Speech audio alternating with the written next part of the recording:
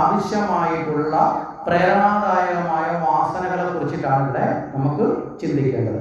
അനവധി വാസനകളുണ്ട്. സദ്വാസനകളുമുണ്ട്, ദുർവാസനകളുമുണ്ട്. നമ്മൾ വാസനകളെ രണ്ടാം തിരിച്ചാൽ ഇങ്ങനെ രണ്ടെണ്ണമുണ്ട്. സദ്വാസനകൾ എന്താ? നന്മയോട് ചേരുന്ന വാസനകൾ. ദുർവാസനകളുമുണ്ട് അല്ലേ? ഒരിക്കലും മോഷ്ടിക്കാനുള്ള പ്രേരണ ഉള്ളിലുണ്ടാകുന്ന നല്ല വാസനയാണോ? ആണോ? ദുർവാസനയാണ്. മദ്യത്തിനോടുള്ള ആസക്തി ഉണ്ടാകുന്ന നല്ല വാസനയാണോ? ദുർവാസനയാണ്. പരദൂഷണം പറയാനുള്ള വാസന ചിലർക്കുണ്ടാകുന്ന നല്ല വാസനയാണോ? ദുർവാസനയാണ്. അപ്പം ഇങ്ങനെയുള്ള നല്ല വാസനയുണ്ട്, ദുർവാസനകളും ഉണ്ട്. അപ്പം ഇവിടെ നമ്മളെ സംബന്ധിച്ചിടത്തോളം നമ്മൾ സദ്വാസനകൾ അനവധിയുണ്ട്. അതിലെ ഏറ്റവും ശ്രേഷ്ഠമായി ഈശ്വരനെ നേടാൻ പ്രേരിപ്പിക്കുന്ന 2 വാസനകൾ ഭാഗവതം നമ്മുടെ മുമ്പിൽ കാട്ടിത്തരികയാണ്. ഈ 2 വാസനകളിൽ ഏതെങ്കിലും ഒരു വാസനയിലേക്ക് നമുക്ക് എത്താൻ സാധിക്കണം. നമുക്ക് ആ ഗുണം ഉണ്ടാക്കിയെടുക്കണം എന്നുള്ളത് കൊണ്ടാണ് പറയുന്നത്. ഒന്ന് സാധക വാസന എന്നും മറ്റൊന്ന് ബാധക വാസന എന്നും പറയും. സാധക വാസനയും ബാധക വാസനയും നമ്മളെ പേര് ഓർത്തു വെക്കുക. അതുകൊണ്ടാണ് വീട്ടിൽ ആവർത്തിച്ച് പറയുന്നത്. സാധക വാസന, ബാധക വാസന. ഇത് ഭഗവാനെ നേടുന്നതിന് ഈ 2 വാസനകൾ വേണമെന്ന് പറയുന്ന സ്ഥലത്ത് ഭാഗവതം ഇതിനു വേണ്ടി 2 കഥകളെ അവതരിപ്പിക്കുന്നു. മനസ്സിലായി? ഭഗവാനെ നേടിയ 2 പേര് ഭഗവാനെ നേടിയ ചരിതം, ജീവിതം നമ്മുടെ മുന്നിൽ അവതരിപ്പിക്കുന്നുണ്ട്. അതിലെ ഒരാള് ഭരതൻ എന്ന് പറയുന്ന രാജകുമാരനാണ്. ഋഷഭൻ എന്ന് പറയുന്ന ദേവന്റെ, ഋഷഭൻ എന്ന് പറഞ്ഞാൽ സാക്ഷാൽ വിഷ്ണു ഭഗവാൻ തന്നെ മകനായി പിറന്നതാണ് ഋഷഭൻ എന്ന് പറയുന്നത്. വിഷ്ണുവിന്റെ 24 അവതാരങ്ങളിൽ ഒന്നാണ് ഋഷഭൻ എന്ന് പറയുന്നത്. ആ ഋഷഭദേവന്റെ പുത്രനായി 100 പേര് ജനിച്ചതിൽ ആദ്യത്തെ പുത്രനാണ് ഭരതൻ. അങ്ങനെ ഒരാളുടെ ചരിതമുണ്ട്. പിന്നൊന്ന് അജാമളൻ എന്ന് പറയുന്ന ഒരാളുടെ ചരിതവും പിന്നീട് പറയുന്നുണ്ട്. അപ്പൊ ആദ്യത്തെ ചരിതം ഭരതന്റെ ആയതുകൊണ്ട് നമുക്കത് ചിന്തിക്കാം. അപ്പൊ ഭരതന്റെ ചരിതത്തില് ഋഷഭദേവന് 100 മക്കൾ ജനിച്ചു. അപ്പൊ ഭഗവാന്റെ തന്നെ അവതാര സ്വരൂപനായ ഋഷഭദേവൻ മക്കളെ കൃത്യമായി ധർമ്മബോധനം നടത്തി വളർത്തി. അത് ഭഗവാന്റെ അവതാരമായില്ലെങ്കിൽ പോലും നമ്മുടെ ഓരോ മാതാപിതാക്കളും മക്കളെ വളർത്തുമ്പോൾ തെറ്റും ശരിയെയും സ്വയം തിരിച്ചറിയാൻ പ്രാപ്തമാകുന്ന അറിവ് ആർക്ക് പകർന്നു കൊടുക്കണം? മക്കൾക്ക് പകർന്നു കൊടുക്കണം. അതിന്റെ ഉത്തരവാദിത്വം ആർക്കാ? മാതാപിതാക്കൾക്കാണ്. ഈ തെറ്റും ശരിയും തിരിച്ചറിയാൻ പ്രാപ്തമാകുന്ന ധാർമ്മികമായ അറിവ് വേറെ എവിടുന്നെങ്കിലും കിട്ടാൻ വഴിയുണ്ടോ? ഉണ്ടോ? ഇന്നത്തെ കാലത്ത് നമ്മൾ ചിന്തിച്ചു നോക്കുക. ഒട്ടുമില്ല. പണ്ടൊക്കെ പിന്നെയും കുറച്ചൊക്കെ ഉണ്ടായിരുന്നു, ഇന്ന് ഒട്ടുമില്ല. കാരണം എന്താ? ഇന്നത്തെ വിദ്യാഭ്യാസം മുഴുവൻ മൂല്യങ്ങളില്ലാത്ത വിദ്യാഭ്യാസമാണ്. ഏതെങ്കിലും തൊഴിൽ കിട്ടാൻ ഒരാളെ പ്രാപ്തനാക്കുക എന്നതിനപ്പുറം ഒരു നല്ല വ്യക്തിയെ സൃഷ്ടിച്ചെടുക്കാനുള്ള ഗുണഗണങ്ങൾ തികഞ്ഞതാണോ വിദ്യാഭ്യാസം? ആണോ? നമ്മൾ ഈ അടുത്ത കാലത്ത് കേരളത്തിൽ തന്നെ ഒരു പ്രഖ്യാപനമൊക്കെ കേട്ടവരാണ്. എന്താ? ആഭാസകരമായി ലഹരി ഉപയോഗിച്ച് പാട്ട് പാടുന്ന ആളിൻ്റെ പാട്ട് പോലും പാഠപുസ്തകത്തിൽ ഉൾപ്പെടുത്തണം എന്ന് പറഞ്ഞ് എന്തൊക്കെ ബഹളം നടത്തി. ഉള്ളൂരിനെയും ആശാനെയും ചെറുശ്ശേരിയെയും കുഞ്ചൻ നമ്പ്യാരെ പോലെയൊക്കെയുള്ള നല്ല നല്ല കവികമാർ ജീവിച്ചിരുന്ന വള്ളത്തോളിനെ പോലെയൊക്കെ ഇല്ലേ മധുരതരമായി ജ്ഞാനത്തെ ചേർത്ത് കവിത എഴുതി പകർന്നു വന്ന ആചാര്യന്മാരുടെ പാഠഭാഗങ്ങൾ പോലും മാറ്റിവെച്ചുകൊണ്ട് ചില താല്പര്യത്തിന്റെ അടിസ്ഥാനത്തിൽ, മനസ്സിലായേ, ഒരർത്ഥവുമില്ലാതെ ലഹരിയുടെ ഉന്മാദത്തിൽ വഴിതെറ്റുന്ന തലമുറകളെ സൃഷ്ടിക്കുന്ന തരത്തിലുള്ളത് പോലും നമ്മുടെ വിദ്യാഭ്യാസത്തിൽ ഉൾപ്പെടുത്തണമെന്ന വിദ്യ ആഭാസമാക്കുന്ന കാലത്താണ് നമ്മൾ ജീവിക്കുന്നത്. മനസ്സിലായേ? വിദ്യാഭ്യാസമല്ല, ആഭാസമാക്കാൻ ശ്രമിച്ച കാലത്താണ്. ഇപ്പൊ നമ്മൾ കാണുന്നുണ്ട് ആ കവിയും കവിതയുടെയൊക്കെ അവസ്ഥ എന്താണെന്നൊക്കെ. നമ്മൾ ആരെയും കുറ്റപ്പെടുത്തുന്നതല്ല. ഓരോന്നിനും ഓരോന്നിൻ്റെതായ മൂല്യങ്ങൾ ഉണ്ടാകണം. നമ്മൾ പഠിക്കുന്ന പാഠപുസ്തകത്തിലൂടെ പഠിക്കുന്ന മൂല്യങ്ങളിലൂടെ നമ്മുടെ കുട്ടികൾ എങ്ങനെയാണ് വളരേണ്ടത്, അവൻ്റെ ജീവിതത്തിൽ ഉണ്ടാകേണ്ട നന്മയുടെ മൂല്യങ്ങൾ കൂടി വേണ്ടേ? നമ്മുടെ മക്കൾ ഡോക്ടറും എഞ്ചിനീയറും കളക്ടറും മാത്രമായാൽ മതിയോ? സ്വഭാവം കൂടി വേണോ വേണ്ടയോ? നമ്മളത് ആലോചിച്ച് നോക്കുക. ഇല്ലെങ്കിൽ അവരൊക്കെ ആ ജോലി സ്ഥലത്തെത്തും. പക്ഷേ അവരെ പഠിപ്പിക്കാൻ കഷ്ടപ്പെട്ട മാതാപിതാക്കളെ പോലും വേണ്ടാത്തവരാക്കി മാറ്റുന്ന അവസ്ഥയിലേക്ക് ചെന്ന് വീഴുകയുണ്ടാവും. അതൊക്കെ നമ്മൾ മനസ്സിലാക്കേണ്ട ഒരു കാര്യമാണ്. നമ്മുടെ ഏതെങ്കിലും പാഠപുസ്തകത്തിൽ നമ്മുടെ മാതാപിതാക്കളെ സ്നേഹിക്കണം, ബഹുമാനിക്കണം എന്ന് പറയുന്ന ഒരു പാഠഭാഗം കാണിച്ചു തരാൻ പറ്റുമോ? ഉണ്ടോ? അറിവുപൂർവ്വം ഏതെങ്കിലും ട്രസ്റ്റുകളൊക്കെ നടത്തുന്ന ധാർമ്മികമായ മൂല്യങ്ങളോട് പഠിപ്പിക്കുന്ന ചില ട്രസ്റ്റുകളിലൊക്കെ ചില കുട്ടികളോട് ഇത് പറയുന്നുണ്ടാവും. ബാക്കിയുള്ള ഏതെങ്കിലും സ്കൂളിൽ നമുക്ക് വേണ്ടി ജീവിച്ച നമ്മുടെ മാതാപിതാക്കളെ സ്നേഹിക്കണം, ബഹുമാനിക്കണം എന്ന് പറയുന്ന ഒരു പാഠഭാഗം കാണുമോ? ഇല്ല. ഒരു സംശയം വേണ്ടില്ല. ഇനി അതിനപ്പുറം നമ്മൾ ചിന്തിച്ചു നോക്കേ. ഇനി മാതാപിതാക്കളെ സ്നേഹിക്കുക, ബഹുമാനിക്കുക അവിടെ വിടട്ടെ. ഇനി ഈ വിദ്യാർത്ഥി തന്നെ നല്ല സ്വഭാവത്തോടു കൂടി വളരണം, നല്ല സ്വഭാവ ഗുണങ്ങളോടുകൂടി വളരണം, തെറ്റായ ശീലങ്ങളിലേക്ക് പോകരുത് എന്ന് പഠിപ്പിക്കുന്നതിന് പാഠഭാഗമുണ്ടോ? ഉണ്ടോ? ഉണ്ടായിരുന്നു എങ്കിൽ ഇന്നത്തെ ബാല്യം വളരെ കൂടുതലായി മയക്കുമരുന്നിനും അല്ലേ MDMA-ക്കൊക്കെ അടിമപ്പെടുന്നവരായി മാറുമായിരുന്നോ? ഒരിക്കലും മാറില്ല. ഇപ്പൊ ശരിയായ ദിശാബോധത്തിൽ ഒന്നും കൊടുക്കുന്നതല്ല ഇന്നത്തെ വിദ്യാഭ്യാസം. അവിടെയാണ് ഋഷഭനെ നമ്മൾ മാതൃകയാക്കണം. ഋഷഭദേവൻ തൻ്റെ മക്കളെ പരസ്യമായി രാജ്യസദസ്സിൽ വെച്ച് എല്ലാവരും കേട്ട് 100 മക്കളെയും കൊണ്ട് അണിനിരത്തിയതിനു ശേഷം മക്കൾക്ക് വേണ്ട ഉപദേശം കൊടുത്തു. ഋഷഭൻ പറഞ്ഞു, മക്കളെ, ഈ ഭൗതികമായ കാമനകൾ കൊണ്ട് മാത്രമല്ല ജീവിതം പൂർണ്ണമാകേണ്ടത്.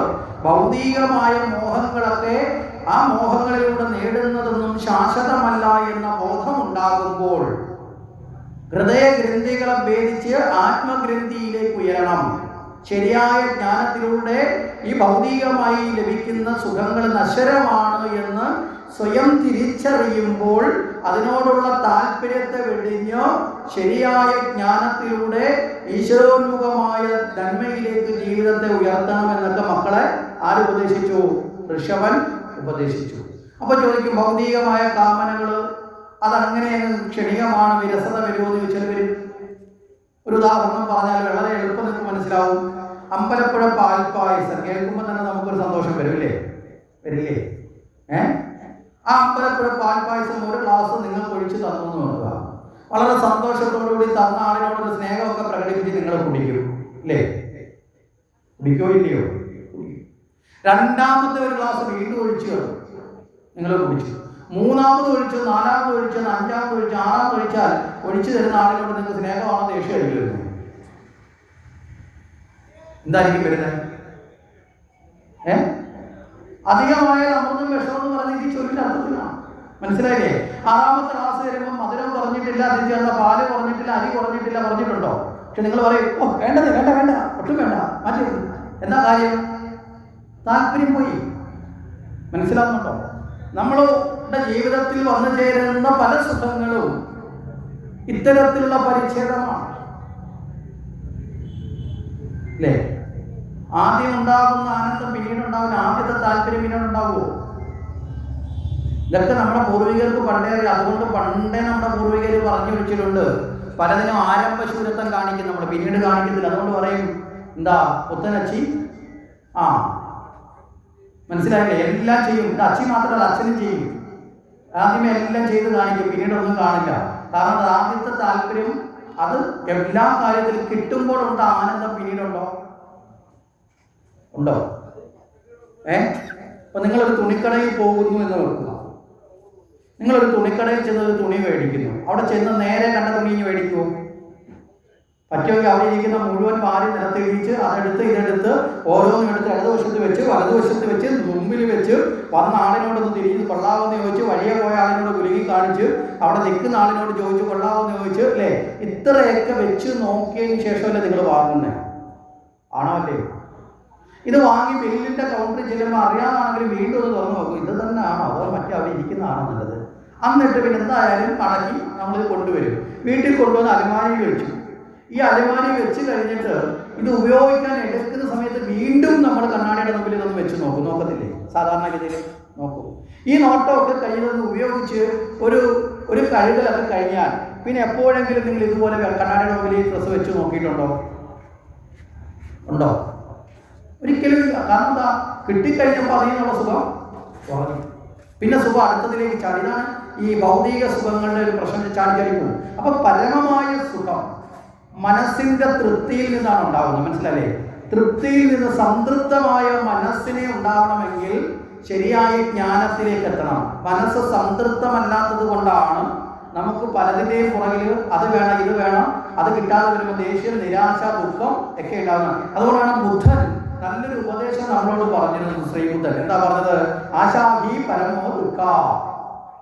സർവ്വ ദുഃഖത്തിൻ്റെയും കാരണം ആശയാണ്. ആശയം എന്ന് പറഞ്ഞാൽ അയ്യത്തെ വീട്ടിലെ ചേച്ചിയുടെ പേരൊന്നുമല്ല, മോഹങ്ങളാണ്. മോഹങ്ങൾ ഇങ്ങനെ കരയേറിക്കൊണ്ടിരിക്കും, നമ്മളെ അതിൻ്റെ പുറകിൽ ഇങ്ങനെ വലിച്ചുകൊണ്ട് പോകും. അതുകൊണ്ട് മോഹങ്ങൾ എന്ത് ചെയ്യണം? നിയന്ത്രിക്കണം. അതിനാണ് നമ്മുടെ പൂർവികർ പറഞ്ഞത് മോഹക്ഷയേ ഇതി മോക്ഷ.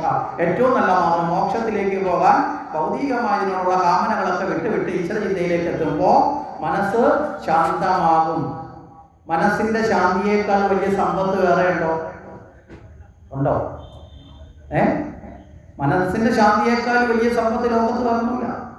അപ്പൊ അച്ഛൻ അതിനുവേണ്ട ഉപദേശങ്ങളെല്ലാം മക്കൾക്ക് കൊടുത്തു. പരസ്യമായിട്ടാണ് ഈ ഉപദേശം കൊടുത്തത്. എന്താ കാര്യം? സമൂഹത്തെയും ബോധ്യപ്പെടുത്തി എൻ്റെ മക്കളെ ഞാൻ ഇങ്ങനെയാണ് വളർത്തുന്നത്.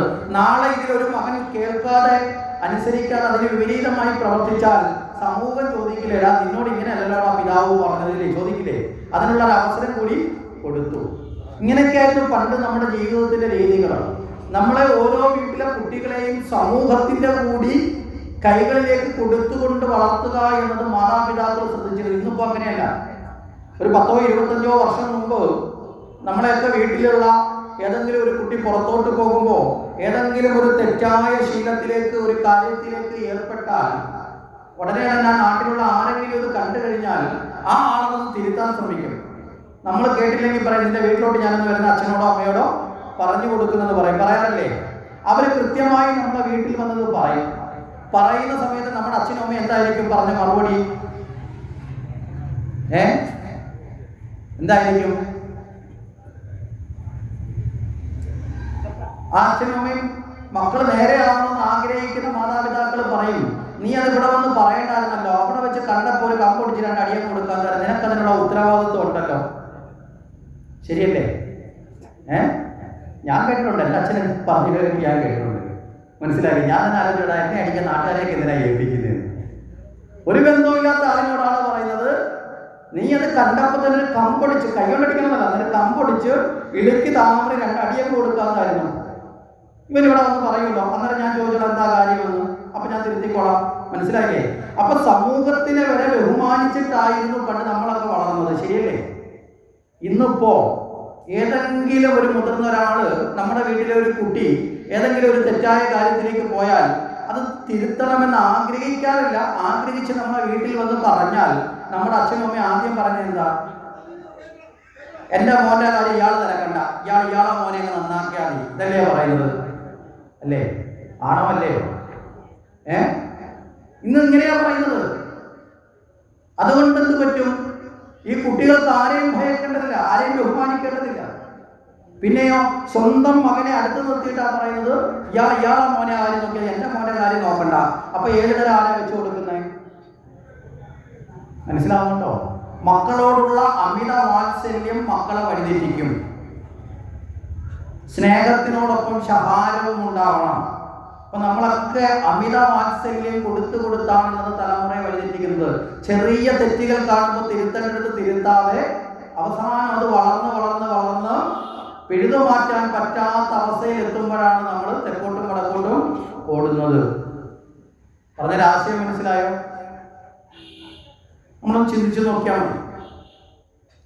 അപ്പൊ ഇവിടെ അങ്ങനെയുള്ള അവസ്ഥയിലേക്ക് എത്തരുത് എന്നുള്ളതാണ് മാതാപിതാക്കൾ ശ്രദ്ധിക്കേണ്ടത്. ചില മാതാപിതാക്കൾ പറയും, ഞങ്ങൾ അനുഭവിച്ച ഒരു കഷ്ടപ്പാടും അറിയാതെയാണ് ഞങ്ങൾ മക്കളെ വളർത്തിയെന്നൊക്കെ പറയും. ഇല്ലേ? വലിയ അഭിമാനത്തോടാണ് പറഞ്ഞത്. അങ്ങനെയുള്ള മാതാപിതാക്കളെ നല്ല 1-ാം തരം വടിവെട്ടി അടിക്കുക വേണം. കാരണം എന്താ? നമ്മൾ അനുഭവിച്ച കഷ്ടപ്പാടുകളാണ് നമ്മളെ രൂപപ്പെടുത്തിയത് എങ്കിൽ ചില കഷ്ടപ്പാടുകളൊക്കെ നമ്മുടെ മക്കളും അറിയണം.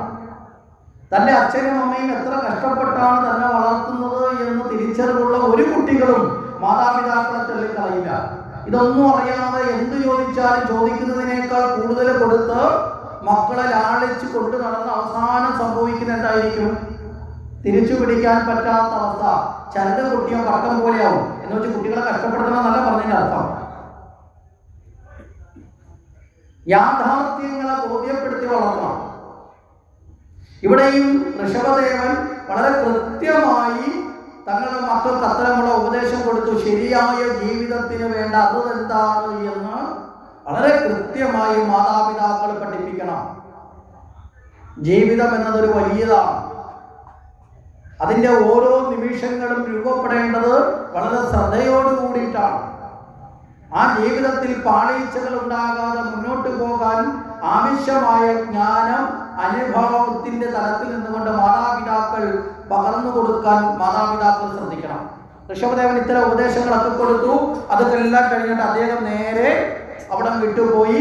അദ്ദേഹം തീർത്ഥാടനം ചെയ്ത് തന്റെ ശരീരത്തെ ഉപേക്ഷിച്ചു. ഭരതൻ രാജാവായി മാറി. പിതാവിന് ശേഷം 9 സഹോദരന്മാര് ഭരതനോടൊപ്പം രാജകാര്യങ്ങളിൽ സഹായിക്കാൻ കൂടി.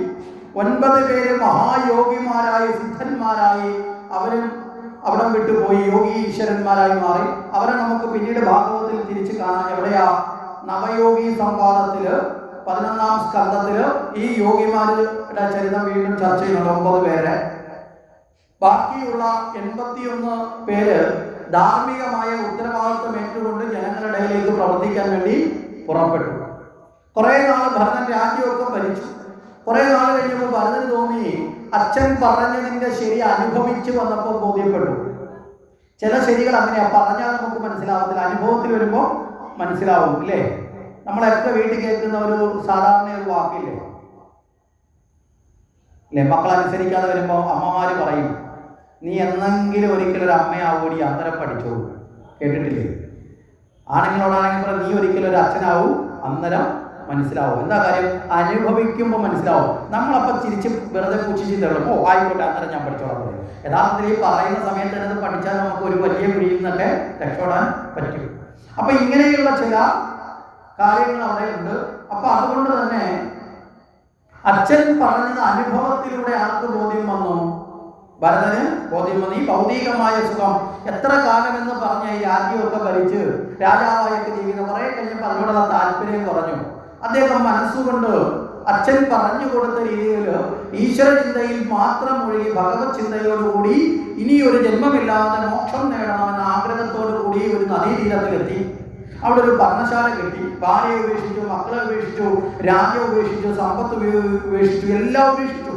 അങ്ങനെ ഏകാഗിയായി വന്നൊരു പർണശാല കെട്ടി അത്യാവശ്യം അവിടെ ഉപയോഗിക്കാൻ വേണ്ടിയിട്ടുള്ള സന്യാസിയെ പോലെയുള്ള കുറച്ച് വസ്ത്രം മാത്രം സ്വീകരിച്ച് കാട്ടിൽ നിന്ന് കിട്ടുന്ന പഴങ്ങളും വെള്ളവും മാത്രം കഴിച്ചുകൊണ്ടോ അദ്ദേഹം ത്യാഗത്തോടു കൂടി അവിടെ ഇങ്ങനെ തപസ് ചെയ്ത് ധ്യാനത്തിൽ മുന്നോട്ട് പോവുകയാണ്.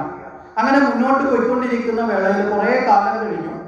അദ്ദേഹം ഒരിക്കൽ യമുന ആ നദീതീരത്തില് അദ്ദേഹം സ്നാനത്തിന് പോയിട്ട് വരുന്ന സമയത്ത് അദ്ദേഹം ഒരു കാഴ്ച കണ്ടു. ഒരു പൂർണ്ണ ഗർഭിണിയായ ഒരു മാൻപേടയെ ഒരു ക്രൂര മൃഗം ഓട്ടിച്ചുകൊണ്ട് വരുന്നു. ഈ രക്ഷപ്പെടാൻ വേണ്ടി ഈ മാൻപേട ആ നദീതീരത്തുള്ള ചെറിയ പാറക്കെട്ടുകളിലൂടെ വെള്ളത്തിന് മുകളിലൂടെ ചാടി ചാടി പോകുന്ന സമയത്ത് പെട്ടെന്ന് അത് പ്രസവിച്ചു. ആ ചാട്ടത്തിന്റെ ആഘാതം കൊണ്ട് പ്രസവിച്ചു. ഈ കുഞ്ഞ് ആ വെള്ളത്തിന്റെ ചെറിയ ഭാഗത്തേക്ക് വീണു. ഈ തള്ളയാകട്ടെ ഈ പ്രസവത്തെ തുടർന്ന് തന്നെ ഭയം കൊണ്ടും ഈ പ്രസവത്തിന്റെ ബുദ്ധിമുട്ട് കൊണ്ടും അത് മരണപ്പെട്ടു. ഇദ്ദേഹം സ്നാനം കഴിഞ്ഞ് തിരിച്ചു കയറിയപ്പോൾ ഇദ്ദേഹത്തിന് തോന്നി, എടാ ഈ കുഞ്ഞു മാൻ ആ കുഞ്ഞ് അവിടെ ഉപേക്ഷിച്ച് അവിടെ കിടന്നാൽ ചെറിയ ഉറുമ്പുകൾക്ക് പോലും അതിനെ ആ സമയത്ത് ഈ കൂട്ടം കൂടി വന്നാൽ അതിനെ വധിക്കാൻ സാധിക്കും. അപ്പോൾ അതൊരു തെറ്റല്ല. അതിനെ ഒന്ന് തൽക്കാലത്തേക്ക് അമ്മയില്ലാത്ത ആ കുഞ്ഞിനെ ഒന്ന് സംരക്ഷിച്ചാൽ കൊള്ളാം അന്ന് വിചാരിച്ച് അദ്ദേഹം എന്ത് ചെയ്തു? തൽക്കാലത്തേക്ക് ഒന്ന് വളരുമ്പോൾ അതിനെ ഒന്ന് വിടാം എന്ന് പറഞ്ഞുകൊണ്ട് ഇദ്ദേഹം അതിനെ എടുത്തുകൊണ്ട് പോരുന്നു. ആശ്രമത്തെ കൊണ്ടുവന്ന് ഇദ്ദേഹം വൃത്തിയാക്കി അതിന് പാലും ഒക്കെ കൊടുത്തു. അതിന് ഇങ്ങനെ 1, 2, 3, 4, 5 ദിവസം കഴിഞ്ഞു. ഇദ്ദേഹം നോക്കുവാണ് ഇത് തനിയെ ഓടാനൊക്കെ ആവട്ടെ, എന്നിട്ട് ഇതിനെ വിടാം, അല്ലാതെ നല്ലതുപോലെ ഒരു ആരോഗ്യം വരാതെ വിട്ടാലും അപകടമാണ്. അങ്ങനെ നോക്കി. അപ്പോ ഭാര്യയും മക്കളെയും എല്ലാം ഉപേക്ഷിച്ച് വന്ന ഇദ്ദേഹത്തിന് ഒരു വാത്സല്യം മാനോട് തോന്നി. എങ്കിലും മനസ്സുകൊണ്ട് ഈ വാത്സല്യം വളരാതിരിക്കാൻ ഇദ്ദേഹം ശ്രദ്ധിച്ചു.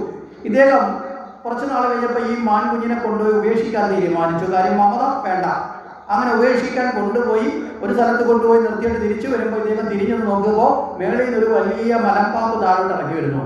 ഇദ്ദേഹത്തിന് പെട്ടെന്ന് വെപ്രാളമായി. എന്താ കാര്യം? ഞാൻ ഇത്രയും നാൾ സംരക്ഷിച്ച മാനെ പാമ്പിന്റെ കയ്യിൽ പെടും. ഓടിയെത്തി ഇദ്ദേഹത്തെ എടുത്ത് വീണ്ടും കൊണ്ടുപോകും. കുറച്ചു കഴിഞ്ഞപ്പോൾ വീണ്ടും വേറൊരു സ്ഥലത്ത് കൊണ്ടുപോയി വെച്ചു. അപ്പോൾ വലിയ ഇടിയും മഴയും ഒക്കെ വന്നു. അപ്പോൾ ഇതിന് കൂടോ ഗുഹയോ ഒന്നും അറിയില്ല, ഒരു പരിചയമില്ല. കാരണം ഇത്രയും നാളത്തെ പർണശാലയിലാണ് ജീവിച്ചത്. അപ്പോൾ ഈ മഴയത്ത് നിന്ന് ഈ ഇടിയത്ത് നിന്ന് ഇതിനെന്തെങ്കിലും സംഭവിച്ചാൽ അത് തിരിച്ചു കൊണ്ടുപോരുന്നു. കുറച്ചു കാലം കഴിഞ്ഞപ്പോൾ ഇദ്ദേഹം വീണ്ടും കൊണ്ടുവന്ന് വെച്ചു. അവിടെ വെച്ച് തിരിച്ചു വരുമ്പോഴാണ് അവിടേക്ക് ഒരു സിംഹം പോകുന്ന കണ്ടു. ഇദ്ദേഹം ഇപ്പുറത്തൂടെ പോയി വീണ്ടും അതിനെ എടുത്തുകൊണ്ട് പോകുന്നു. അപ്പോൾ വിട്ടുപോകുന്നില്ല. പ്രാരാബ്ധം മനസ്സിലായില്ലേ? ഈ ചില പ്രാരാബ്ധങ്ങൾ നമ്മളെ പിടിക്കാൻ നിന്ന് കഴിഞ്ഞാൽ പിടിവിടാൻ പറ്റില്ല, അത് പിടിക്കും. ഇദ്ദേഹം കൊണ്ടുവന്നു. പിന്നീട് ഇദ്ദേഹം പലയിടത്തും ഉപേക്ഷിക്കാൻ കൊണ്ടുപോകും. മാന് തോന്നി, എടാ ഇദ്ദേഹം എന്നോട് കളിക്കുകയാണോ, എന്തെങ്കിലും ഒരു തമാശ പോലെ തോന്നി. ഇദ്ദേഹം എവിടെയെങ്കിലും കൊണ്ടുവച്ചിട്ട് ഓടി ആശ്രമത്തിൽ വരുന്നതിന് മാൻ ഇപ്പുറത്തൂടെ ഓടി ആശ്രമിച്ചു വരും. മനസ്സിലായില്ലേ? ഇപ്പം നമ്മളെ വീട്ടിലൊക്കെ വളർന്ന പട്ടിയോ പൂച്ചയൊക്കെ നമ്മൾ ഓടി കൊണ്ടുവച്ചിട്ട് നമ്മളെ ഓടി വീട്ടിൽ കയറി നോക്കേ, നമ്മൾ വരുന്നതിന് മുമ്പ് ആര് കയറും? ഇത് ഓടി വന്നിരുന്നിട്ട് അതാ ഒരുപാട് നമ്മൾ നോക്കും, കേട്ടോ ഞാൻ ജയിച്ചു എന്നുള്ള ഭാവം കാണിക്കും. ഇതുപോലെ ഒരു ഭാവമായി പിന്നീട് ഇദ്ദേഹം അതിനെ ഉപേക്ഷിക്കലങ്ങ് വിട്ടു. അങ്ങനെ ഈ മാനുമായൊരു അടുപ്പം വന്നു. പൂജയിലും ധ്യാനത്തിലും മുഴുകിയിരുന്ന ഇദ്ദേഹം അറിയാതെ ഈ മാനിനെ കുറിച്ച് ചിന്തിക്കാൻ തുടങ്ങി. കുറേ സമയം അതിനുവേണ്ടി മാറി, ഭഗവാന്റെ ചിന്തയിൽ നിന്ന് കുറച്ച് സമയം അതിനുവേണ്ടി മാറി. പൂജ ചെയ്യാൻ ഇരിക്കുമ്പോഴൊക്കെ ഈ മാൻ പുറകിൽ വന്നിട്ട് ഇങ്ങനെ ഉരസി നിൽക്കും. ഇദ്ദേഹത്തിന് തോന്നി നല്ല സുഖമാണ്, ദേഹത്ത് ഇങ്ങനെ വന്ന് ഇതിങ്ങനെ ഉരസി നിൽക്കും. ഇടയ്ക്ക് ഈ ഉരസലിന്റെ സുഖം ഇല്ലെങ്കിൽ ഇദ്ദേഹം കണ്ണു പുറമോട്ട് നോക്കും. മനസ്സിലായോ എന്താ കാര്യം? മാന് അവിടെ ഇല്ലല്ലോ, എന്തെങ്കിലും പറ്റിയോ എന്നറിയാൻ. ഇങ്ങനെയൊക്കെ വന്നപ്പോൾ ഈശ്വര ചിന്തയിൽ നിന്ന് മനസ്സ് പതുക്കെ മാറി മാനിനെ കൂടി പരിഗണിച്ചു തുടങ്ങി. അങ്ങനെ വാർദ്ധക്യത്തിലെത്തി ഇദ്ദേഹം മരണാസന്നനായിരിക്കുന്ന സമയത്ത് ഇദ്ദേഹം ഇങ്ങനെ മരിക്കാൻ വേണ്ടി കിടക്കുമ്പോൾ ഇദ്ദേഹത്തിന്റെ മനസ്സിലൊരു ചിന്ത. ഇദ്ദേഹം തളർന്നു കിടക്കുമ്പോൾ ഈ മാനിമ്മ അടുത്തു നിന്നു. ഈ മാനിനെ നോക്കുമ്പോൾ ഇദ്ദേഹത്തിനൊരു വിഷമം, ഞാൻ മരിച്ചാൽ ഈ മാനിനെ ആര് നോക്കും?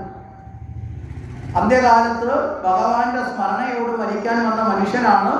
ആ സ്മരണയിലൂടെ മരിക്കാൻ വന്ന ആള് മാനിനെ കുറിച്ച് നോക്കിയിട്ട് എൻ്റെ കാലം കഴിഞ്ഞാൽ ഈ മാനിനെ ആര് നോക്കും എന്ന ചിന്തയോടുകൂടി ഇദ്ദേഹം മരണപ്പെട്ടു.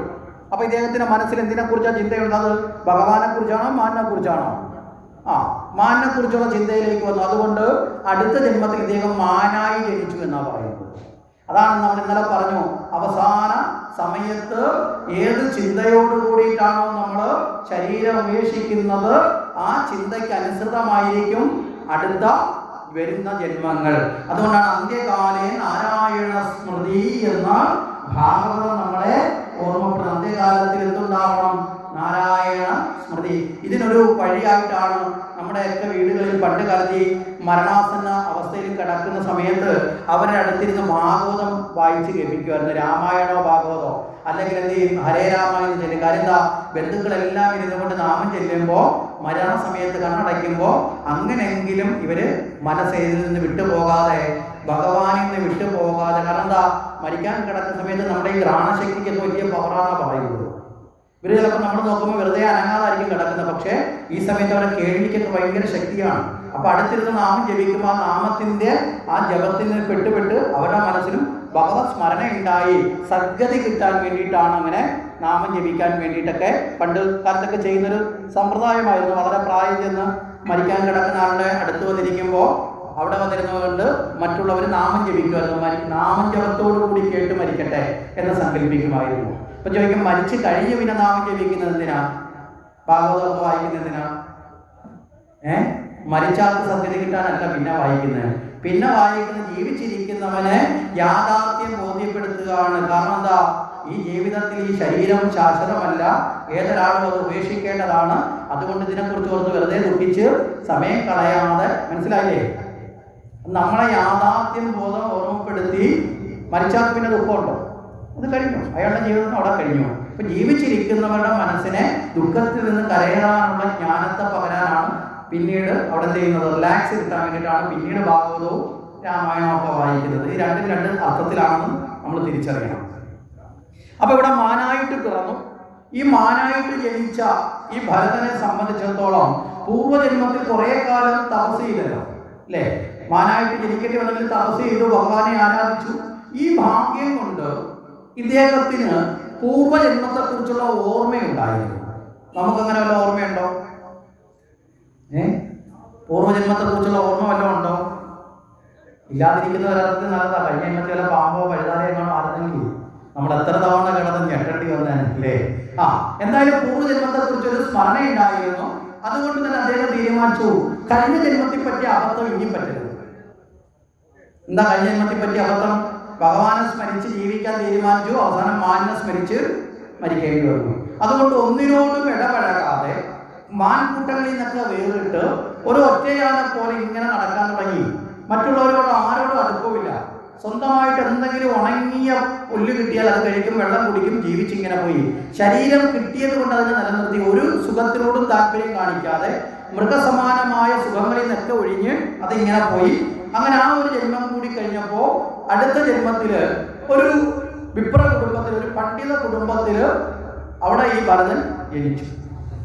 ആ പണ്ഡിത കുടുംബത്തിൽ ജനിച്ചു. അച്ഛനാകട്ടെ കുട്ടിക്കാലത്ത് മകനെ ഉപനയനങ്ങളൊക്കെ നടത്തി വേദങ്ങളൊക്കെ പഠിപ്പിക്കാൻ ശ്രമിച്ചു. പക്ഷേ ഇതൊന്നും പഠിപ്പിച്ചില്ല. ഉപനയനം നടത്തിയ പൂണൂലൊക്കെ പൊട്ടിച്ച് കളഞ്ഞു. കാരണം ഈ കുട്ടി ഒരു ബുദ്ധിഹീനനായിട്ടാണ് സ്വയം പെരുമാറുന്നത്. കാരണം എന്താ, പൂർവ്വജന്മത്തിലെ 2 അനുഭവങ്ങളും കുട്ടിക്ക് ഓർമ്മയുണ്ട്. അതുകൊണ്ട് ഇനി ഒന്നിനോടും ഒരു അടുപ്പം ഉണ്ടാവരുത്, ഒരു അറ്റാച്ച്മെന്റ് ഉണ്ടാവരുത്. ഒന്നിനോടും ഒരു അടുപ്പം ഉണ്ടാവരുത്, ആർക്കും തന്നോടും ഒരു അടുപ്പം ഉണ്ടാകും. അതിന് ഏറ്റവും നല്ല പരിപാടി എന്താ, ഒരു ബുദ്ധിഹീനം പോലെ, ഒരു മടയനെ പോലെയായി ജീവിതം. അപ്പോ യാതൊന്നിനും പ്രതികരണമില്ല. അങ്ങോട്ട് പോകാൻ പറഞ്ഞാൽ അങ്ങോട്ട് പോകും, ഇങ്ങോട്ട് വരാൻ പറഞ്ഞാൽ ഇങ്ങോട്ട് വരും. മനസ്സിലായില്ലേ? എന്തിനാ ഏതിനാണെന്ന് ഒരു ചോദ്യമില്ല. അങ്ങനെ വന്നപ്പോ ഈ കുട്ടിയെ യാതൊരു പ്രതികരണ ശേഷി ഇല്ലാത്തതുകൊണ്ട് ജഡൻ എന്ന അർത്ഥത്തിൽ, ജഡൻ എന്ന് പറഞ്ഞാൽ ഈ ശവത്തിന് ജഡാവസ്ഥയിലുള്ള ആൾക്ക് പ്രതികരണം ഉണ്ടാവുമോ? അങ്ങോട്ട് തെളിവിട്ട് അങ്ങോട്ട് കിടക്കും, ഇങ്ങോട്ട് തിരിച്ചിട്ട് തിരിഞ്ഞ് കിടക്കുന്നത് പോലെ ഒരു നിർഗുണ അവസ്ഥയാണ്. അതുകൊണ്ട് എന്ത് ചെയ്തു, ജഡഭരതൻ എന്ന് പേരിട്ടു. ഭരതൻ എന്ന് പേരിട്ടു, പക്ഷെ ജഡഭരതൻ എന്ന വിളിപ്പേരിൽ അറിയപ്പെട്ടു. അച്ഛനുള്ള കാലം വരെ വലിയ കുഴപ്പമില്ല. അച്ഛനും അമ്മയൊക്കെ നോക്കുന്നത് കണക്ക് പിന്നെ നോക്കുവാരെങ്കിലും. അച്ഛനും അമ്മയുടെ ഒക്കെ കാലം കഴിഞ്ഞപ്പോൾ സഹോദരങ്ങൾ പോലും പറയുന്ന ജോലികൾ മുഴുവൻ ഈ കുട്ടിയെ കൊണ്ട് ചെയ്യിപ്പിക്കും. എന്തെങ്കിലുമൊക്കെ കൊടുത്താൽ കഴിയും, കൊടുത്തില്ലെങ്കിലും പരാതിയൊന്നുമില്ല, എന്ത് ജോലി പറഞ്ഞാലും ചെയ്യും. ഇങ്ങനെ ഇനി അഥവാ വിശപ്പ് വന്നാൽ, ഇനി വീട്ടിൽ നിന്നൊന്നും കിട്ടിയില്ല എന്നുണ്ടെങ്കിൽ തൊഴുത്തിൽ പോയി പശുവിന് വെച്ചിരിക്കുന്നത് വാരി കഴിക്കും. ഇങ്ങനെ ഒന്നിനോടും പ്രത്യേകിച്ചൊന്നും ഇല്ലാതെ, ഒന്നിനോടും ഒരു പ്രത്യേക താല്പര്യങ്ങളില്ലാതെ ഇങ്ങനെ ജീവിച്ചു. അങ്ങനെ പോകുന്ന സമയത്ത് ഈ കുട്ടിയുടെ സ്വഭാവത്തിന്റെ പല ഘടകങ്ങളും നമുക്ക് മനസ്സിലാക്കാൻ സാധിക്കും. അങ്ങനെ പോകുന്ന സമയത്ത് ഒരിക്കൽ ഒരു മരത്തിന്റെ ചവിട്ടിൽ ഇങ്ങനെ ഉച്ചയ്ക്ക് ഇങ്ങനെ ഉറങ്ങിക്കൊണ്ടിരിക്കുമ്പോഴാണ് ഒരു ദുർമന്ത്രവാദി അദ്ദേഹത്തിന്റെ ശിഷ്യന്മാര്, കിങ്കരന്മാര് നരബലി കൊടുക്കാൻ വേണ്ടിയിട്ട്, ഭദ്രകാളിക്ക് നരബലി കൊടുക്കണമെന്ന ദുർമന്ത്രവാദത്തിന്റെ അടിസ്ഥാനത്തിൽ നരബലി കൊടുക്കാൻ വേണ്ടിയിട്ട് അതിനുള്ള ഒരു ആണിനെ തിരക്കി വരികയാണ്. ഒരു ആണിനെ വേണം. ഇവർ പലരെയും പിടിച്ചുകൊണ്ട് പോയവരൊക്കെ ഓടി രക്ഷപ്പെട്ടു. അങ്ങനെ നോക്കുമ്പോഴാണ് ഒരുത്തൻ ഇവിടെ നിന്ന് ഉറങ്ങുന്നത്. നല്ലതുപോലെ നല്ല തടിയൊക്കെ ഉണ്ട്. അപ്പൊ ആകെയുള്ളൊരു കുഴപ്പമെന്ന് പറഞ്ഞാൽ എന്താ, വൃത്തിയൊന്നുമില്ലെന്ന് മാത്രമേ ഉള്ളൂ, ബാക്കിയൊക്കെ കൊണ്ട് നല്ല ആരോഗ്യമൊക്കെ ഉണ്ട്. അപ്പൊ ഇദ്ദേഹത്തിനെ പിടിച്ചോണ്ട്, അപ്പം ഇവർ എന്ന് പറഞ്ഞ് വരൂ ഞങ്ങളെ കൂടെ, എന്തിനാണെന്ന് ചോദിച്ചില്ല, കൂടെ അങ്ങ് കൂടി. അപ്പൊ ഇവർക്ക് സന്തോഷമായി. കാര്യം ബാക്കിയുള്ളവരൊക്കെ പിടിച്ച് വലിച്ചൊക്കെ കൊണ്ടുപോകണം, ഇത് ഒരു ശല്യമില്ല. വിളിച്ചപ്പോൾ കൂടെ ചെന്നു. ദുർമന്ത്രവാദിന്റെ അടുത്ത് ചെന്നു. അവരെല്ലാം തേച്ച് കുളിപ്പിച്ച് വൃത്തിയാക്കി നല്ല വസ്ത്രങ്ങളൊക്കെ ഉടുപ്പിച്ച് കഴുത്തിലൊരു മാലയൊക്കെ ഇട്ടുകൊണ്ട് കുരുതി കൊടുക്കാൻ വേണ്ടി ഭദ്രകാളിയുടെ വിഗ്രഹത്തിന്റെ മുമ്പിൽ കൊണ്ടുവന്ന് അവിടെ ബലിക്കല്ലായിട്ടൊരു കല്ലിന്റെ മുകളിൽ തലയൊക്കെ വെച്ച് ഇങ്ങനെ കിടത്തി. ഭരതന് യാതൊരു മാറ്റവും ഇല്ല. എന്ത് സംഭവിച്ചാലും അത് ഈശ്വരന്റെ ഇച്ഛയാണ്. ഈശ്വരൻ തീരുമാനിക്കുന്നതല്ലാതെ ഈ പ്രപഞ്ചത്തിൽ ഒന്നും നടക്കില്ല എന്ന ബോധവാദം കൊണ്ട് ഈ പുറമേ ജഡാവസ്ഥ ഭാവിച്ച് കാണിക്കുന്നെങ്കിലും ഉള്ളിന്റെ ഉള്ളിൽ ആത്മജ്ഞാനം തുളുമ്പി നിൽക്കുന്നുണ്ട്. അതുകൊണ്ടാണ് പുറമേയുള്ള ഒന്നിനോടും ചേരാതെ ഉള്ളിന്റെ ഉള്ളിൽ മാത്രം സംതൃപ്തനായിരിക്കും. ഇങ്ങനെ ഒരു അവസ്ഥയുണ്ട്. ഈ സന്യാസിമാരിൽ ചിലർ നമുക്ക് കാണാം, പരമഹംസന്മാര്, അവധൂതന്മാരെന്നൊക്കെ നമ്മൾ കേട്ടിട്ടില്ലേ? അവര് ബാഹ്യമായ ഒന്നിനും ശ്രദ്ധിക്കില്ല. നമ്മൾ വിചാരിക്കും ഇവര് വട്ടാണെന്നൊക്കെ വിചാരിക്കും. ചിലപ്പോൾ അവധൂതന്മാരുണ്ട്, ഇപ്പോഴും ഉണ്ട് നമ്മുടെ നാട്ടുകളിൽ അങ്ങനെയുള്ളത്. അവര് ചിലപ്പോൾ നമ്മൾ പോലും അടുക്കാതിരിക്കാൻ വേണ്ടി ചെടിയൊക്കെ വാരി ദേഹത്ത് പൂച്ചിക്കൊണ്ട് കിടക്കും. കാര്യം ദുർഗന്ധം കൊണ്ട് ആരും അടുത്ത് വരുന്നത്, ആരുടെയും ശല്യം ഉണ്ടാകരുത്. ചില ആൾക്കാരുണ്ട്. ഈ കന്യാകുമാരിയിൽ നമ്മൾ പോയാൽ, കന്യാകുമാരി ക്ഷേത്രത്തിന്റെയും വിവേകാനന്ദ പാറയുടെ അടുത്തേക്ക് പോകുന്ന സമയത്ത് വലതു ഭാഗത്ത് അവിടെ ഒരു അമ്മയുടെ ഒരു സമാധി സ്ഥലമുണ്ട്, ഒരു മാതാജിയുടെ. കന്യാകുമാരിയിൽ അവിടെ പോയി നമുക്ക് കാണാൻ സാധിക്കും. എപ്പോഴും പോകുന്ന സ്ഥലമായിട്ടുള്ള ഉദാഹരണം പറഞ്ഞത്. ആ അമ്മയുടെ പ്രത്യേകത അവിടെയുള്ളവർ പറയുന്നത്, ഏതാണ്ട് എവിടെ നിന്ന് വന്നു എന്നൊന്നും അറിയില്ല, ഇങ്ങനെ ഒരു സാരി വാരി ചുറ്റി പുതച്ച് ഇങ്ങനെ നടക്കും. റോഡിലൂടെ ഇങ്ങനെ അലക്ഷമായി നടക്കും. ചിലപ്പോൾ ആരെങ്കിലുമൊക്കെ ദേഹത്ത് പോയിട്ട് അടിക്കും. അടി കിട്ടിയാൽ അത് ഭാഗ്യമാണെന്ന് അവിടെ ഉള്ളവർ പറയുന്നത്. അത് തന്നെ ഒരു അനുഗ്രഹമാണെന്നാണ് പറയുന്നത്. അതിനുവേണ്ടി പലരും വന്ന് നിൽക്കും. പക്ഷെ അമ്മയ്ക്ക് തോന്നണം അടിക്കണം. ചില വീടുകളിൽ ചിലപ്പോൾ ഒരു പെട്ടെന്ന് കയറി ചെയ്യും. മനസ്സിലായില്ലേ? ചില വീടുകളിലേക്ക് തനിയെ വിളിച്ചാലേക്ക് പോകത്തൊന്നുമില്ല, തനിയെ കയറി ചെയ്യും. അവരെന്തെങ്കിലും ഭക്ഷണം കൊടുത്താൽ കഴിക്കും. ആ കഴിക്കുന്ന വീട്ടിൽ വലിയ ഐശ്വര്യം വന്ന് ചെയ്യുമെന്നാണ് പറയുന്നത്. അമ്മ എവിടെ ചെല്ലുന്നു അവിടുത്തെ കടക്കാരൊക്കെ ഈ കടയിലൊന്ന് കയറണമെന്ന് ആഗ്രഹിച്ചിട്ട് ഇരുന്നാൽ പോലും ചെന്ന് കയറില്ല, സ്വയം തോന്നി ചെയ്യും. അങ്ങനെ ഒരു അബദ്ധതയാണ്. ആ സമാധി ആയിക്കോടെ ആ അമ്മയോട് സമാധി ഇരുത്തിയിട്ടുണ്ട്. അതുപോലെ ഒരുപാട് സിദ്ധന്മാർ, പ്രത്യേകിച്ച് തമിഴ്നാട്ടിലേക്കൊക്കെ പോയാൽ നമുക്ക് ഒരുപാട് പേരെ കാണാൻ സാധിക്കും. മനസ്സിലായില്ലേ? അവിടെ മൂക്കിപ്പൊടി സ്വാമി എന്ന് പറയുന്ന ഒരു സ്വാമിയെ കുറിച്ച് കേട്ടിട്ടുണ്ട്. എപ്പോഴും മൂക്കിപ്പൊടി മേടിച്ചിങ്ങനെ വരച്ചുകൊണ്ടിരിക്കും. ആരെങ്കിലും അടുത്ത് എന്തെങ്കിലും അസുഖം പറഞ്ഞാലും മൂക്കിപ്പൊടി നുള്ളി കയ്യിൽ കൊടുക്കും. ഇങ്ങനെയൊക്കെയുള്ള ആൾക്കാരുണ്ട്. നമ്മുടെ അതുപോലെയുള്ള സിദ്ധയോഗിമാർ വന്നു പോകുന്ന ഒരു പ്രദേശം നമ്മുടെ നാട്ടിലുണ്ടായിരുന്നു. അറിയുമോ എവിടാന്ന്? സിദ്ധയോഗിമാരുടെ പ്രധാനപ്പെട്ട ഒരു കേന്ദ്രം ഓച്ചിറ. ഓച്ചിറ എന്ന ക്ഷേത്രത്തിന്റെ ഏറ്റവും വലിയ പ്രത്യേകത എന്ന് പറയുന്നത് ശിവയോഗിമാരുടെ സമാധി പീഠമാണ് ഓച്ചിറ. അവിടെ നമ്മൾ അമ്പലമില്ലാത്ത ആൽത്തറയും വായുന്നൊക്കെ പറയുന്ന ഓരോ ആൽത്തറയും ഓരോ ശിവയോഗിമാരുടെ സമാധി അവരുടെ ശരീരത്തെ ഉപേക്ഷിച്ചപ്പോൾ ആ ശരീരത്തെ നിലനിർത്തിയിരിക്കുന്ന സമാധി പീഠങ്ങളാണ് ഓച്ചിറയുടെ പ്രത്യേകത. ഓച്ചിറയിലെ പണ്ടത്തെ പ്രസാദം എന്താണെന്ന് അറിയൂ? ചെടിയാണല്ലേ. ഇപ്പോഴാണ് നമ്മൾ ഭസ്മം കൊടുക്കുന്നത്. ഇപ്പോഴും അവിടെ ചെടിയെടുത്ത് വെക്കും. അറിയാവുന്നവർ പോയി അത് കൊടുക്കും, മറ്റുള്ളവർ ഭസ്മം ഇടും. എന്തായിരുന്നു പണ്ട് കാലത്ത് ഈ ശിവയോഗിമാർ ഇങ്ങനെ അവിടെ വന്ന് ഒരുമിച്ച് കൂടുമ്പോൾ ഈ പ്രദേശത്തിന്റെ പല ഭാഗത്തുള്ളവരും വലിയ രോഗദുഃഖങ്ങൾ കൊണ്ട് വലയുന്നവർ ഇവരുടെ അനുഗ്രഹത്തിന് വേണ്ടി ചെല്ലുമായിരുന്നു. ചെന്ന് വലിയ രോഗവും ദുഃഖവും ഒക്കെ പറയുമ്പോൾ ഇവര് ഈ കൈയുടെ വിരൽ കൊണ്ട് അവിടുത്തെ ചെടി ഇങ്ങനെ തോണ്ടിയിട്ട്, കാരണം അത് മൊത്തത്തിൽ അവിടെ ഈ വയല് പ്രദേശമായിരുന്നു. ഇപ്പോഴത്തെ കണക്കുള്ള പ്രദേശമല്ല. ഇന്നിപ്പോൾ വയല് കുറഞ്ഞു, ബാക്കിയുള്ളതായി പ്രദേശം. ഈ മണ്ണ് ഇങ്ങനെ തോണ്ടിയിട്ട് ഈ ചെടി തോണ്ടിയിട്ട് വായിലോട്ട് ഇട്ട് കൊടുത്തിട്ട് പറയും വെള്ളം കുടിച്ചിട്ട് പോയിക്കോളാം പറയും. അസുഖങ്ങൾ വരെ മാറിയത് അതുകൊണ്ടാണ് ചെടി അവിടുത്തെ പ്രസാദമായിട്ട് മാറിയത്. അപ്പൊ അങ്ങനെയുള്ള നമുക്ക് നേരിട്ട് അറിയാൻ പറ്റാത്ത അനവധി യോഗിമാർ. അതുപോലെയാണ് ഇവിടെ ജഡഭരതൻ. ഈ ജഡഭരതനെ കൊണ്ടുപോയിട്ട് ഇങ്ങനെ ഈ കുരുതിക്കളത്തി കിടത്തി ഈ ദുർമന്ത്രവാദി വാളൊക്കെ എടുത്തുകൊണ്ട് അലറി തുള്ളി ബഹളം വെച്ചുകൊണ്ട് ഇദ്ദേഹം ഈ കുരുതി നടത്താൻ വേണ്ടി വരുവാണ്. വരുന്ന സമയത്ത് ഇദ്ദേഹത്തിന് യാതൊരു മാറ്റമല്ല. മന്ത്രവാദിയെ നോക്കി ചിരിച്ചു, കൊല്ലാൻ വരുന്ന ആളെ നോക്കി ചിരിച്ചു. നമുക്കങ്ങനെ ചിരി വരുമോ? അങ്ങനെ ഭദ്രകാളിയെ നോക്കി ചിരിച്ചു. എന്താന്ന് വെച്ചാൽ നടക്കട്ടെ എന്നുള്ള നിലയിൽ ആ നിമിഷം ഭദ്രകാളി ദേവി പ്രത്യക്ഷപ്പെട്ടു. ഈ മന്ത്രവാദിയുടെ കയ്യിൽ നിന്നുള്ള വാള് തട്ടിപ്പറിച്ച് ആ വാള് പിടിച്ചു വാങ്ങി മന്ത്രവാദിയുടെ തല വെട്ടിക്കളഞ്ഞു. കാരണം ഈശ്വരാരാധനയിൽ ഒരിക്കലും തെറ്റായ കുരുതിയെ പോലെയുള്ള കർമ്മങ്ങൾ പാടില്ല. മനസ്സിലാവുന്നുണ്ടോ? എന്നാലും നമ്മുടെ ഹിന്ദു ധർമ്മത്തെ ഇപ്പോഴും അവഹേളിക്ക് നമ്മൾ കുരുതി നടത്തിയവരെന്നൊക്കെ പറഞ്ഞിട്ടാണ്. നാട്ടിൽ ആരെങ്കിലും വൃത്തികേട് കാണിച്ചാൽ പറയും ഹിന്ദുവിന്റെ സംസ്കാരമാണ് അല്ലേ. ഇന്നാള് നമ്മുടെ നാട്ടിലൊരു നരബലി നടന്നു എന്നൊക്കെ പറഞ്ഞ് വാർത്ത വന്നപ്പോഴും ബലി നടത്തിയ ആൾ മറ്റൊരു മതത്തിൽ ജനിച്ചാണ്. പക്ഷെ അതിന്റെ പേരുദോഷം കേൾക്കേണ്ടി വന്ന ആരാ? ഹിന്ദുക്കളാണ്. നമ്മൾ അറിയില്ല. നമ്മുടെ പുരാണങ്ങൾ അതിനെ സാധൂകരിക്കുന്നുണ്ടെങ്കിൽ ഭദ്രകാളി എന്ന ജഡഭരതന്റെ കുരുതി നടക്കട്ടെ എന്ന് വിചാരിച്ചാൽ പോരെ? അങ്ങനെയാണ് ചിന്തിച്ചത്. അല്ല, ദുഷ്ടനായ ദുർമന്ത്രവാദിയെ വധിച്ചു. ഭരതനാകട്ടെ ഈ ഭദ്രകാളിയെ നോക്കിയൊന്ന് ചിരിച്ചു. അവിടുന്ന് അന്നേരെ ഇറങ്ങി നടന്നു. കാരണം എന്താ? ഭദ്രകാളിയോട് പോലും എനിക്ക് മമത വേണ്ട. ഇനി അങ്ങനെയും മമത വന്നാൽ പെട്ടുപോയാലോ അല്ലേ? ആദ്യം ഒരു മാനെ വളർത്തിയത് കൊണ്ടാ ഈ 3 ജന്മത്തിലേക്ക് ജനിക്കേണ്ടി വന്നത്. അപ്പൊ ഭദ്രകാളിയോട് പോലും മമതയില്ലാതെ ജഡഭരതൻ അവിടെ നിന്ന് ഇറങ്ങി പുറപ്പെട്ടു. അങ്ങനെ തിരികെ വന്ന് താമസിക്കുന്ന സമയത്ത് ഒരു രാജാവ്, രഘൂണൻ എന്ന് പറയുന്ന ഒരു രാജാവ് കപില വാസുദേവനെ ഗുരുവായി ലഭിക്കണമെന്ന ആഗ്രഹത്തോട്, കപിലനെ നമ്മൾ ഇന്നലെ പറഞ്ഞാണല്ലോ വിഷ്ണുവിന്റെ അവതാരം, ആ കപിലനെ ഗുരുവായി ലഭിക്കണമെന്ന ആഗ്രഹത്തോടു കൂടി അദ്ദേഹം പല്ലക്കിൽ വരിക. പല്ലക്ക് ചുമക്കുന്നതിൽ ഒരാള് അസുഖം മൂലം മാറി നിൽക്കേണ്ടി വന്നു. അപ്പൊ 4 പേര് വേണം, 3 പേരെ ഇപ്പോൾ ഉള്ളൂ. അപ്പൊ ഈ 4ാമതൊരാളിനെ നോക്കുമ്പോഴാണ് ജഡഭരതൻ അവിടെ നിൽക്കുന്നു. ജഡഭരതനെ വിളിച്ചു അപ്പോയിന്റ്മെന്റ് കൊടുത്ത് ജോലിക്ക് എടുത്തു. രാജാവിന്റെ പല്ലക്ക് ചുമക്കല്. ജഡഭരതന് പ്രത്യേകിച്ചൊന്നും തോന്നിയില്ല. വിളിച്ചാൽ എന്ത് ജോലിയും ചെയ്യും. കൂടെ ചെന്ന് പല്ലക്കെടുത്തു. പല്ലക്ക് തോളിൽ വെച്ചു കൊടുത്തപ്പം എടുത്ത് തോളിൽ വെച്ചു. പല്ലക്കുമായിട്ട് ഇങ്ങനെ യാത്ര ചെയ്യും. ഇടയ്ക്ക് ജഡഭരതന് തോന്നുന്നു ഓടിയാൽ കൊള്ളാം. ജഡഭരതൻ പല്ലക്ക് വലിച്ചുകൊണ്ട് ഓടാൻ തുടങ്ങും. മറ്റുള്ളവരെക്കാൾ ആരോഗ്യമുള്ളതുകൊണ്ട് ബാക്കിയുള്ളവർ കൂടെ ഓടേണ്ടി വരും. ഓടുന്ന സമയത്ത് പെട്ടെന്ന് അങ്ങ് നിൽക്കും. ചിലപ്പോൾ ഇടതുവശത്തിരിക്കുന്ന പല്ലക്ക് പൊക്കിയെടുത്തപ്പോൾ വലതു തോളിലോട്ട് ഇടും. ചിലപ്പോൾ ഈ പല്ലക്ക് പിടിച്ച് വെച്ച് വെറുതെ കുലുക്കാൻ തുടങ്ങും. ഇതിനകത്തിരിക്കുന്ന ആളിന്റെ അവസ്ഥ എന്തായിരിക്കും? രാജാവ് അങ്ങോട്ടും പറഞ്ഞ് ഇങ്ങോട്ടും പറഞ്ഞ് അല്ലേ, നല്ല കട്ടുള്ള റോഡിലൂടെ KSRTC യാത്ര ചെയ്താൽ നമ്മുടെ അവിടെയൊക്കെ കിടന്ന് കറങ്ങുമോ അതുപോലെ രാജാവ് ഇരുന്ന് കറങ്ങി. രാജാവ് അവസാനം പല്ലക്ക് നോക്കുന്ന ആൾക്കാരോട് ചോദിച്ചു, ഏയ് നിങ്ങൾ എന്താ ഈ കാണിക്കുന്നത്? ഞാൻ രാജാവാണെന്നറിയില്ലേ? എന്നെ ഇങ്ങനെയാണോ കൊണ്ടുപോകേണ്ടതൊക്കെ ദേഷ്യപ്പെട്ടാൽ മറ്റുള്ളവർ 3 പേരും പറഞ്ഞു, മഹാരാജാവെ ഞങ്ങളല്ല, ഇപ്പം ജോലിക്ക് എടുത്ത ഒരുത്തനാണ് ഇതെല്ലാം കാണിക്കുക, ഞങ്ങൾ എന്ത് പറഞ്ഞിട്ടോ അവൻ കേൾക്കുന്നില്ല. രാജാവ് നോക്കി, ഇവനാരാ? അവനോട് ചോദിച്ചു, എടാ തടിയ, മര്യാദയ്ക്ക് പല്ലക്ക് ചുമക്കണം. ഞാൻ ആരാണെന്നറിയാമോ? ഞാൻ രാജാവാണ്. ഞാൻ നിന്നെ ശിക്ഷിക്കും. നീ എന്ത് ധിക്കാരമാണ് കാണിക്കുന്നത്? നീ എവിടേക്കാ ഇത്ര വേഗത്തിൽ എന്നെ വലിച്ചോണ്ട് ഓടുന്നതെന്നൊക്കെ ചോദിച്ചു.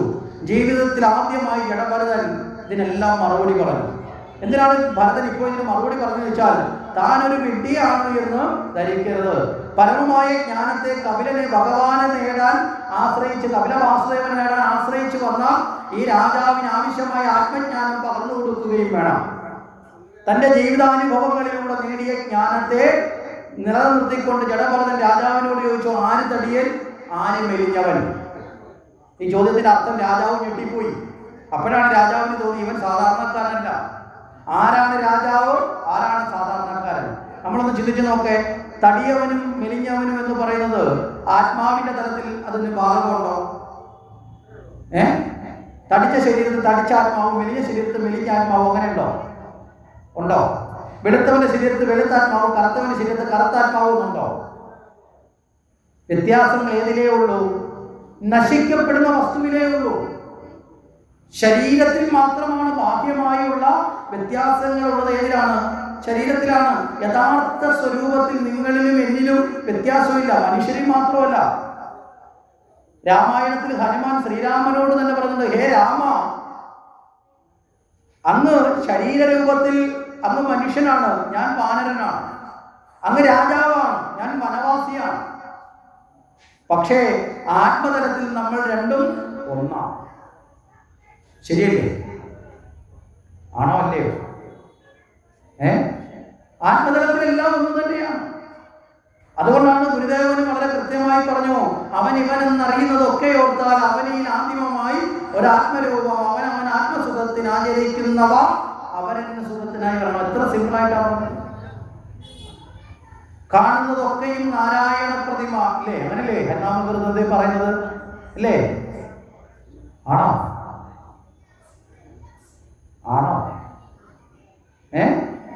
സർവ്വതും ഈശ്വരമയം. അപ്പൊ അവിടെ വ്യത്യാസങ്ങൾ എപ്പോഴാ? ബാഹ്യമായതാണ്.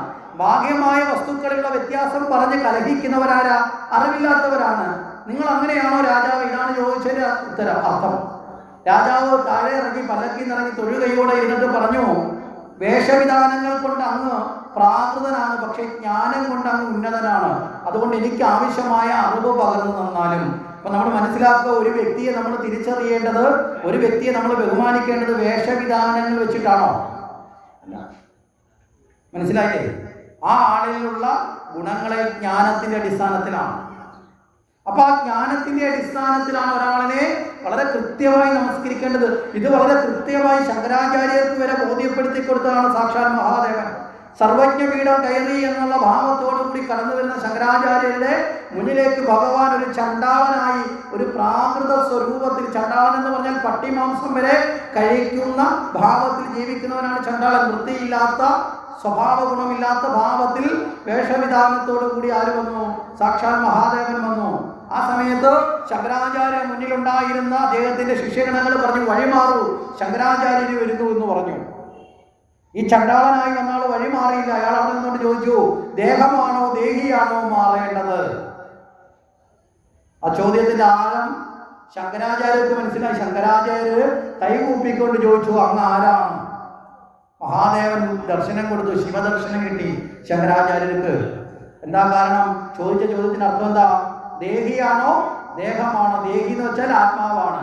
ആത്മാവാണെങ്കിൽ അതിന് ഉച്ചനീചത്വം പാടില്ല. കാരണം നമ്മൾ രണ്ടുപേരുടെ ആത്മാവും, ശിവനിലിരിക്കുന്ന ആത്മാവും ശങ്കരനിലിരിക്കുന്ന ആത്മാവും ഒന്ന് തന്നെയാണ്. മനസ്സിലാവുന്നുണ്ടോ?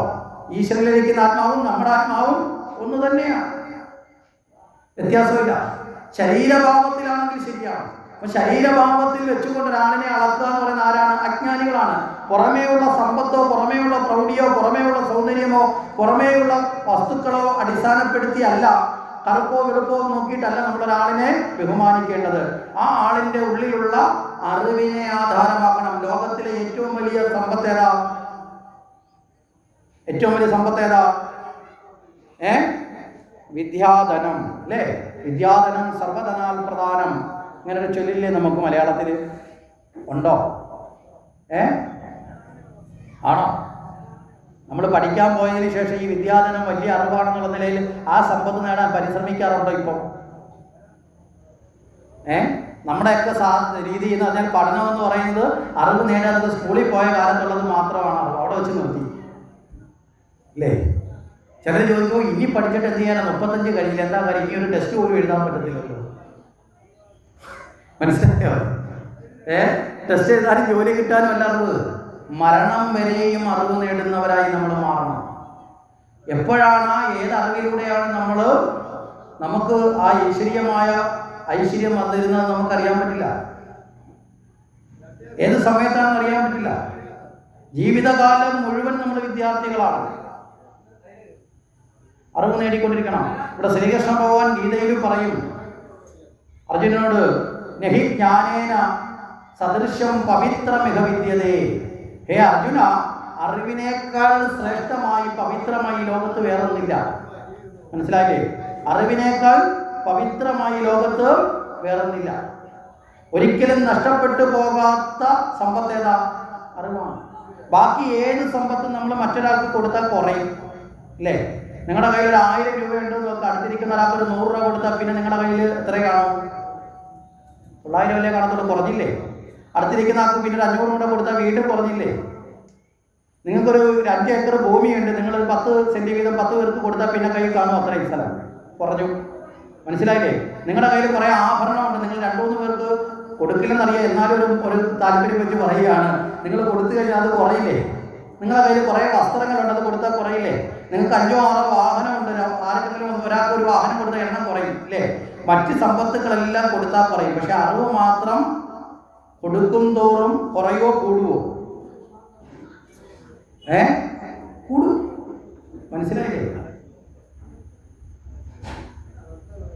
ഇപ്പൊ ഞാനിവിടെ ഇരുന്നുകൊണ്ട്, ഈ യജ്ഞത്തിൽ ഇരുന്നുകൊണ്ട്, നിങ്ങളുടെ മുന്നിൽ ആചാര്യൻ എന്നുള്ള സ്ഥാനത്തിരുന്നുകൊണ്ട് പ്രഭാഷണം നടത്തുമ്പോൾ നിങ്ങൾക്ക് ലഭിക്കുന്നതിനേക്കാളും വലിയ ഭാഗ്യം ഗുണവും എനിക്കാണ് കിട്ടുന്നത്. കാര്യം എന്താ? ഞാൻ നിങ്ങൾക്ക് തരുന്നതിലൂടെ ഞാൻ ഭാഗവതം പഠിച്ചുകൊണ്ടിരിക്കുക.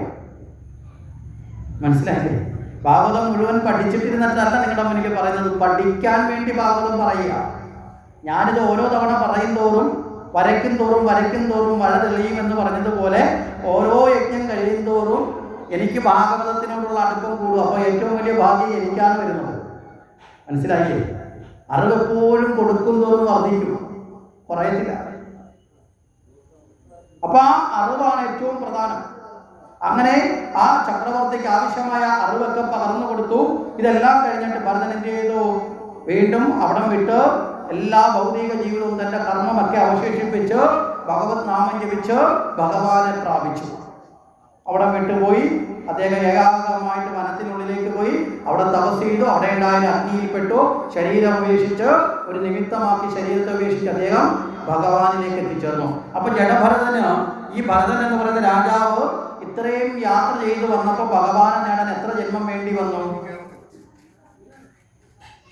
രാജാവായിരുന്നപ്പോഴാണല്ലോ സന്യാസിയായി ഭഗവാനെ സ്മരിച്ച് ഇറങ്ങി പുറപ്പെട്ടു. എത്ര ജന്മം വേണ്ടി വന്നു? 3 ജന്മം, ഇല്ലേ? ഒന്ന് രാജാവായിരുന്ന ജന്മത്തിൽ സന്യാസം സ്വീകരിച്ചു, രണ്ടാമത് മാനായി ജനിച്ചു, പിന്നീട് ജഡഭരതനായി മാറി. അപ്പൊ ഈശ്വരനെ നേടാൻ 1-ലധികം ജന്മം വേണ്ടി വരുന്നതിനെയാണ് ബാധകവാസന എന്ന് പറയുന്നത്. മനസ്സിലായോ? മുമ്പേ പറഞ്ഞ വാസനകളിൽ ഒന്ന്, ഒരു ജന്മം കൊണ്ട് ഈശ്വരനെ നേടാൻ സാധിക്കാതെ 1-ലധികം, അത് എത്രയോ സംഖ്യ ആവാം. ഇവിടെ ഒരു 3 ഉള്ളൂ. 3 എന്നുള്ള നിശ്ചിതമൊന്നുമില്ല. ചിലപ്പോൾ 1-ലധികം, 3 ആവാം, 4 ആവാം, 5 ആവാം. പക്ഷെ ഒരു കണക്കിൽപ്പെടുന്ന ഒരു ഘട്ടം അനുസരിച്ച് ഭഗവാനെ നേടാൻ സാധിക്കുന്ന വാസനയാണ് എന്ന് പറയുന്നത് ബാധക വാസന. നമ്മൾ ഒന്നുകിൽ ഈ ഒരു വാസന നമ്മുടെ ജീവിതത്തിൽ ഉണ്ടാകണമേ എന്ന് പ്രാർത്ഥിക്കും.